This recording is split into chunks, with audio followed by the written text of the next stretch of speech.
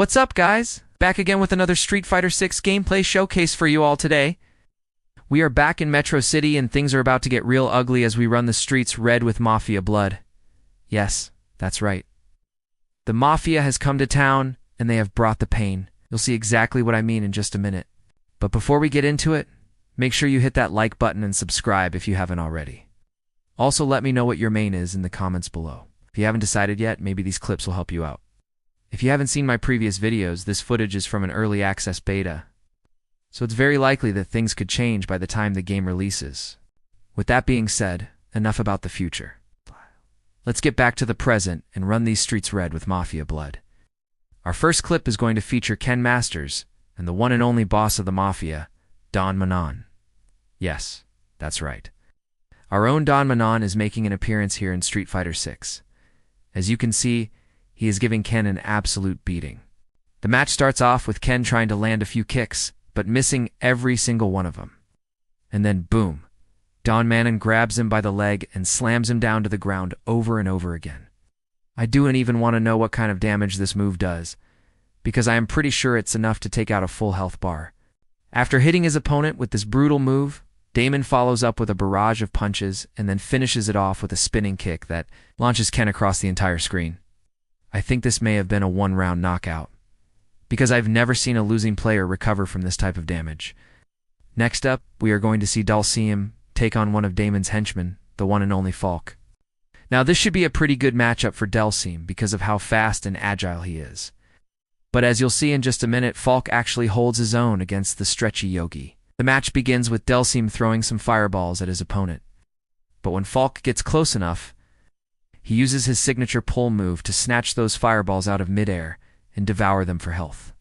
This actually seems to be a pretty good strategy for dealing with Dulcium's projectiles, since we know he likes to throw a lot of them. It's going to take more than just pulling fireballs out of the air to defeat Dulcium though, especially when he's able to punish you for doing so with moves like this one. Yeah, this is definitely not something you want to try at home. As you can see, Dulcium lands this brutal kick that sends Falk flying backwards. Then he runs up to him and hits him with a barrage of punches and kicks, while he's still in the air. After hitting his opponent with this deadly combo, Dulcium follows up with a Yoga Fire that launches Falk into the air. But Falk survives somehow and tries to make a comeback.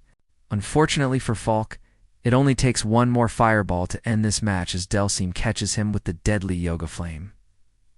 Now we Regon Nasidi. Jay go toe-to-toe with another one of Damon's top men, the big man himself, Hugo. Now Hugo is no stranger to the Street Fighter series.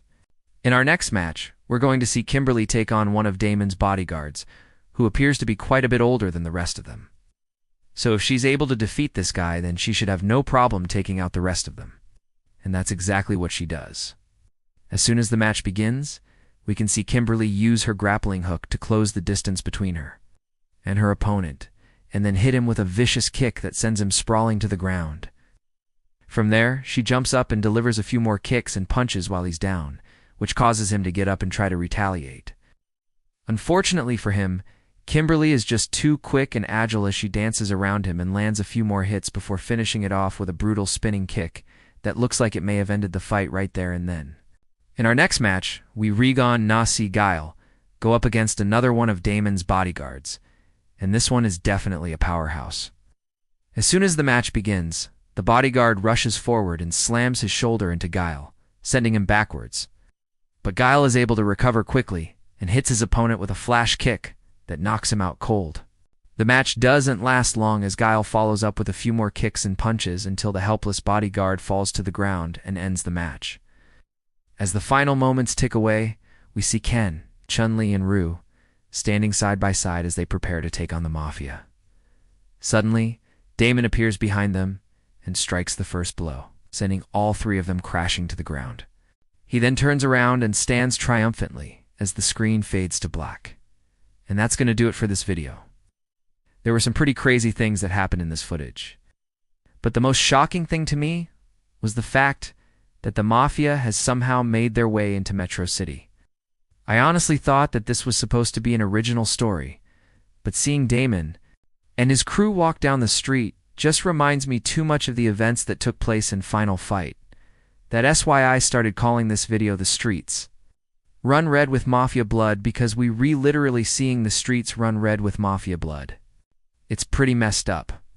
I really wish Capcom would bring back Final Fight as its own standalone game, rather than having it be part of the Street Fighter universe. I feel like they could do so much more with the gameplay and storyline.